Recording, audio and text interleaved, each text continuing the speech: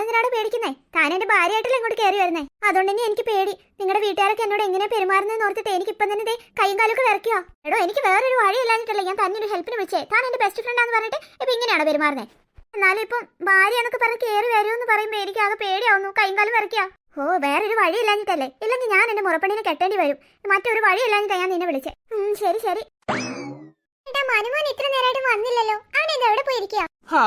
ഇനിയിപ്പൊ അവന്റെ കല്യാണമൊക്കെ നടന്നാലേ ഇതുപോലെ തോന്നിയ സമയത്ത് വരാനും പോകാനും ഒന്നും പറ്റത്തില്ലല്ലോ. അതുകൊണ്ട് അവനിപ്പൊ മാക്സിമം എൻജോയ് ചെയ്യട്ടെടി. നല്ല അച്ഛൻ.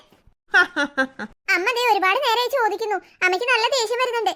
അതെന്തിനാ അമ്മയ്ക്ക് അവനെ കാണാഞ്ഞിട്ട് ദേഷ്യം? ഓ, എന്റെ മനുഷ്യ, ഇന്ദുമോളുടെ കൂടെ ഇന്ന് ഷോപ്പിങ്ങിന് പോണെന്ന് അവനെ പറഞ്ഞ് ഏൽപ്പിച്ചിരുന്നത് അമ്മ. പക്ഷെ അവൻ അതൊന്നും കേട്ട ഭാവം പോലും വെക്കാതെ പുറത്തേക്ക് പോയത്. പിന്നെ അമ്മയ്ക്ക് ദേഷ്യം വരാതിരിക്കോ? എന്നിട്ട് ഇന്ദുമോള് വന്നിട്ടുണ്ടോ? മോള് വന്നു, അമ്മയുടെ കൂടെ തന്നെ ഉണ്ട്.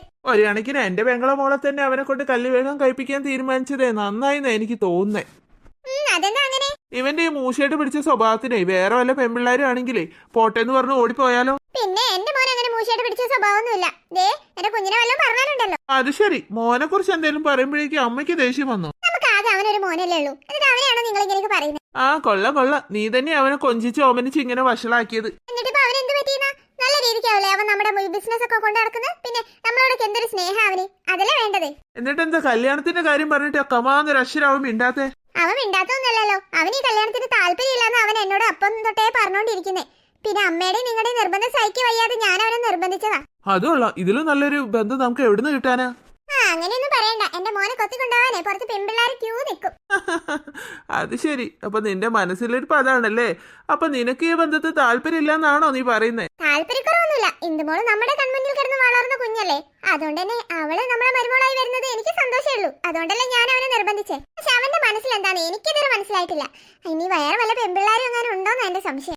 കണക്കായി. ഞാൻ അവനോട് കഴിഞ്ഞ വർഷമൊക്കെ എത്ര വട്ടം ചോദിച്ചതാ നിന്റെ മനസ്സിൽ ആരെങ്കിലും ഉണ്ടേ പറയാന്ന്. എന്നിട്ട് കമാന്നരക്ഷരം അവൻ മിണ്ടിയില്ലല്ലോ. അതുകൊണ്ട് കൂടിയാ ഞാൻ പിന്നെ ധൈര്യമായിട്ട് ഉറപ്പിച്ചോളാൻ പറഞ്ഞത്. പിന്നെ നിങ്ങളുടെ അമ്മ എനിക്കൊരു സൗകര്യം തരണ്ടേ? ഇന്ദുമോൾക്കാണെങ്കിലോ മനുമോന്ന് വെച്ചാല് ജീവനാ. പിന്നെ ഇപ്പൊ നമ്മൾ എന്താ ചെയ്യാ? അമ്മേ അമ്മേ. നിന്റെ മോൻ വന്നെന്ന് തോന്നുന്നു. മോനെ, നീ ഇത്രയും നേരം എവിടെയായിരുന്നടാ? അച്ഛമ്മ എത്ര നേരം നിന്നെ അന്വേഷിക്കുന്നറിയോ? അത് പിന്നെ അമ്മേ, എനിക്ക് അമ്മയുടെ അച്ഛനോടായിട്ട് ഒരു കാര്യം പറയാനുണ്ട്. അതൊക്കെ ഇനി പിന്നെ പറയാം. അച്ഛമ്മ എന്തിനെ കാണാതെ അവിടെ ദേഷ്യപ്പെട്ടിരിക്കുക. ഇന്ദുമോളാണ് നീ വരുന്നു നോക്കിയിരിക്കുക. അവളുടെ കൂടെ ഷോപ്പിങ്ങിന് പോണെന്ന് നിന്നെ പറഞ്ഞ് ഏൽപ്പിച്ചിരുന്നില്ലേ അച്ഛമ്മ? പിന്നെ നീ എന്താ ഒരു വാക്ക് പറയാതെ പോയെ? ഓ എന്റെ പൊന്നമ്മ, ആദ്യം എനിക്ക് പറയാനുള്ളൊന്ന് കേൾക്ക്. വേണ്ട, നീ ഇനി ഒന്നും പറയണ്ട. പെട്ടെന്ന് മോളെ ചെല്ലേ. ഇന്ദുമോൾ ആകെ വിഷമിച്ചിരിക്കുക. നീ ഇത്രയും നേരം എവിടെയായിരുന്നടാ? ഓ എന്റെ അമ്മേ, എന്റെ കൂടെ ഒരാളൂടി വന്നിട്ടുണ്ട്. അതാരാ? നിന്റെ ഫ്രണ്ട്സാ? പൂജെ, വാ കേറി വാ. പൂജെ, ഇതാ എന്റെ അച്ഛനും അമ്മയും. നമസ്കാരം ആന്റി. നമസ്കാരം അങ്കിൾ. ഇതാരാ മോനെ? നമ്മുടെ ഓഫീസിലെ വല്ല സ്റ്റാഫ് ആണോ? ഓഫീസിലെ സ്റ്റാഫോ? ഞാൻ ഇതുവരെ കണ്ടിട്ടില്ലല്ലോ ഓഫീസിൽ ഇങ്ങനെ ഒരു സ്റ്റാഫ്.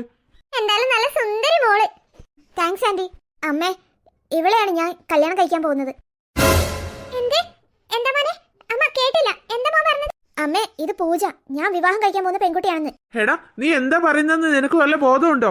മോനെ, നീ എന്തൊക്കെയാടാ ഈ പറയുന്നേ? അച്ഛമ്മ എങ്ങനെ അറിഞ്ഞാ എന്റെ തല ഇപ്പൊ വെട്ടും. അമ്മേ, ഞാൻ കാര്യമായിട്ട് പറഞ്ഞതാ. എനിക്ക് എന്തുമായിട്ടുള്ള വിവാഹത്തിന് താല്പര്യമില്ലെന്നും അവളെ അങ്ങനെ കാണാൻ കഴിയില്ലെന്നും ഞാൻ അമ്മയോട് മുന്നേ പറഞ്ഞല്ലേ. മോനെ, നീ അമ്മയെ ധർമ്മസങ്കടത്തിലാക്കല്ലേടാ. ഞാൻ പൂജയല്ലാതെ മറ്റാരെയും വിവാഹം കഴിക്കില്ല അമ്മേ. അതുകൊണ്ട് നിങ്ങൾ എല്ലാരും ഞങ്ങൾ അനുഗ്രഹിക്കണം. എടാ, നിനക്ക് എങ്ങനെ ധൈര്യം വന്നടാ ഇതുപോലെ ഒരുത്തി ഈ വീട്ടിലേക്ക് വിളിച്ചോണ്ട് വരാൻ? മോനെ, എന്നാലും ഇങ്ങനെ ഒരു ചതി ഞങ്ങളോട് ചെയ്യരുതായിരുന്നടാ. ഇനി അച്ഛമ്മയോട് ഇന്ദുമോളോട് എന്ത് പറയും? ഇതിനെല്ലാം കാരണക്കാരി നീയാടി. ഇവരെ പുന്നാരിച്ച് വഷളാക്കി വെച്ചതേ നീ തന്നെയാ. അനുഭവിച്ചോ? മോനെ, നീ ഒന്നുകൂടി നല്ലോണം ആലോചിക്കും മോനെ. എനിക്കിനി ഒന്നും ആലോചിക്കാനില്ല അമ്മേ. ഞങ്ങളുടെ രജിസ്റ്റർ മാരേജ് കഴിഞ്ഞതാ. എടാ, എന്തൊരു ചതിയാണ് നീ ഞങ്ങളോട് ചെയ്തത്. ഇപ്പൊ ഇറങ്ങിക്കണം നീ ഈ വീട്ടിൽ നിന്ന്. ഇനി നിനക്ക് ഈ വീട്ടിൽ സ്ഥാനമില്ല. ഈ വീട് മുത്തശ്ശൻ എന്റെ കൂടെ പേരിലാണ് എഴുതി വെച്ചിരിക്കുന്നത്. അതുകൊണ്ട് തന്നെ ഈ വീട്ടിലുള്ള ആർക്കും എന്നെ ഇറക്കി വിടാനുള്ള അധികാരമൊന്നുമില്ല. അതുകൊണ്ട് അച്ഛൻ എന്നെ ഇക്കാര്യം ഒന്നും പറഞ്ഞ് പേടിപ്പിക്കാൻ നിൽക്കണ്ട. ഞാൻ എന്റെ ഭാര്യയെ വിളിച്ച് എന്റെ റൂമിലേക്ക് പോവാ. പൂജ, താൻ ഇതൊന്നും കണ്ട് പേടിക്കണ്ട. എന്റെ കൂടെ വാ. ഞാൻ നിന്നോട് അപ്പോഴേ പറഞ്ഞതാ ഇവനെ പുന്നാരിച്ച് വഷളാക്കണ്ടാന്ന്. ഇപ്പൊ കണക്കിന് കിട്ടിയല്ലോ. ഇനി എല്ലാരോടും എന്താന്ന് വെച്ചാ നീ പോയി പറഞ്ഞോ. എനിക്ക് വയ്യ. ഇന്ദുമോളുടെ മനസ്സ് വേദനിക്കുന്നത് കാണാൻ എനിക്ക് വയ്യ.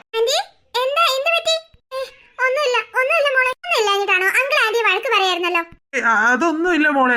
അങ്കിള് വേറൊരു കാര്യം പറയായിരുന്നു. അല്ല, ഇന്ദുമോളെ അച്ഛമ്മ എവിടെ?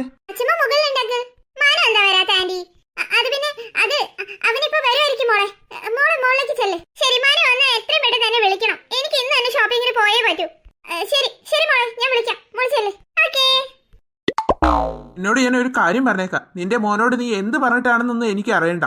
ഞാൻ പോയി തിരിച്ചു വരുമ്പോൾ ആ പെണ്ണ് അവിടെ കാണരുത്. എൻ്റെ ഇന്ദുമോളുടെ മനസ്സ് വേദനിക്കാനേ നീയോ നിന്റെ മോനോ ആയിട്ട് ഒരു കാരണം ഉണ്ടാക്കരുത്. അത് എനിക്ക് സഹിക്കൂല, ഞാൻ പറഞ്ഞേക്കാം. പിന്നെ അമ്മ അറിഞ്ഞാലുള്ള പുള്ളി നിനക്ക് അറിയാലോ. അതുകൊണ്ട് ഈ വീട്ടിൽ വേറെ ആരും അറിയുന്നതിന് മുന്നേ ആ പെണ്ണിനെ അങ്ങ് പറഞ്ഞു വിടാൻ പറഞ്ഞേക്കും നിന്റെ മോനോട്.